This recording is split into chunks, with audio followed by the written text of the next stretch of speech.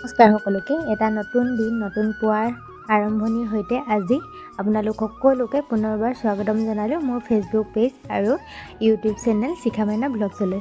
আৰু আহকচোন আজি সোমবাৰৰ নিৰামিষ থালিখন আপোনালোকৰ লগতে একেবাৰে সাধাৰণভাৱে প্ৰস্তুত কৰোঁ বুলি ভাবিলোঁ। আজি যিহেতু সোমবাৰ আমি যিহেতু নিৰামিষে খাওঁ আৰু এফালে মই ৰন্ধা বঢ়াত লাগিছোঁ দেই। ৰাতিপুৱা সময়কণ বৰ লৰালৰি হয় নহয়নে বাৰু। আৰু এফালে মচুৰ দালি চানা দালি সকলোবোৰ মই ধুনীয়াকৈ ধুই মেলি তিয়াই ৰাখিছিলোঁ আৰু এয়া দি দিছোঁ।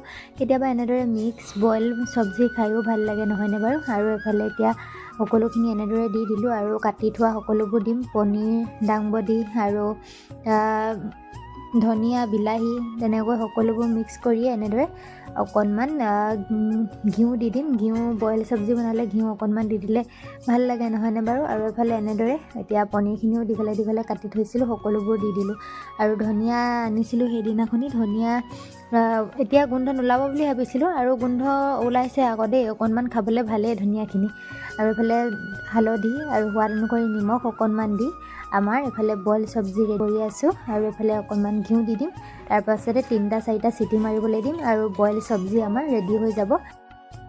ৰন্ধা বঢ়াৰ মাজতে এফালে কফি একাপ বনাই লৈছোঁ আৰু মাৰো ডিউটি আছে যিহেতু সোনকালে যাব লাগিব সেইকাৰণে ভাতখিনি লৰালৰিকৈ বহাই দিছোঁ আৰু হনুমানক স্কুললৈ পঠিয়ালোঁ। আৰু আজি তাৰ স্কুল সোনকালে ছুটি দিব, 9:30 বজাত ছুটি দিব। আৰু এতিয়া মই কফি একাপ খাই লৈছোঁ।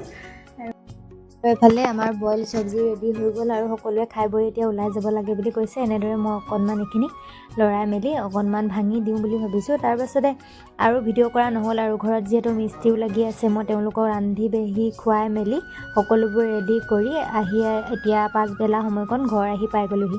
ঘৰলৈ আহিলোঁ, বহুত দিনৰ মূৰত অহা নাছিলোঁ, আহিলোঁ হঠাতে এনেই আহিলোঁ। তাৰপিছতে আকৌ ঘৰলৈ আহিলোঁ। এতিয়া ঘৰত মা নাই কাৰণে দোকানলৈ গুচি গ'লোঁগৈ। দোকানতে অকণমান সময় ৰৈ দোকানৰ সন্মুখৰ ফিল্ডত পূৰা খেল চলি আছে, তাকে খেল অকণমান চালোঁ বহি।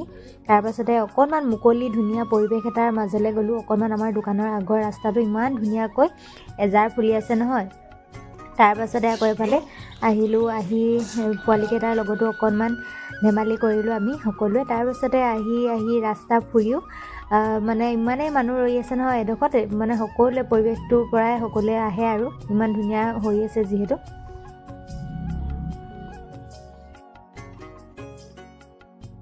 চাৰিওফালৰ পৰিৱেশটো একদম মানে মাতিয়ে আছে। সেয়া দেখিছে নহয় ইমান ধুনীয়া, মানে ওচৰলৈ আহিলে বৰ বেলেগ ধুনীয়া পৰিৱেশ এটা হৈ আছে।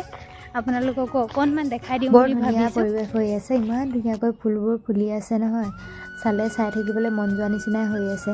তাতে কেইখনমান হনুমানো আৰু দীপৰ লগত আমি গোটেই 3টাই ফটো কেইকপিমান তুলিলোঁ। তাৰপাছতে গুচি আহিলোঁ আৰু ৰাস্তাটোত যিহেতু ইমান ভিৰো নাই আৰু ইমান ধুনীয়া মানে শান্তিৰ পৰিৱেশ এটা সৃষ্টি হৈ আছে নহয়, তাতে চাই থাকিবলৈ মন যোৱা নিচিনাই হৈ আছে। আৰু আহি দোকান পালোঁহি। দোকানত ঘৰলৈ গ'লোঁ। ঘৰলৈ গৈ নিজৰ বাবে একাপ চাহ বনাই মেলি চাহ একাপ হাতত লৈ দোকানতে খাওঁগৈ বুলি আহিলোঁ। আৰু এইফালে চাহ বনাই মেলি লওঁতে পাপাও অফিচৰ পৰা আহি পালেহি। তাৰপিছতে মাও যিহেতু নাই, নিজেই চাহকাপ বনাই মেলি ল'লোঁ। খাই ঘৰলৈ যাওঁগৈ বুলি ভাবিলোঁ। আকৌ মায়ে ফোন কৰিলে অকণমান ৰৈ দে মই যোৱালৈকে বুলি। মাৰ ওচৰতে আই সকাম এখন খাবলৈ বুলি গৈছিলে।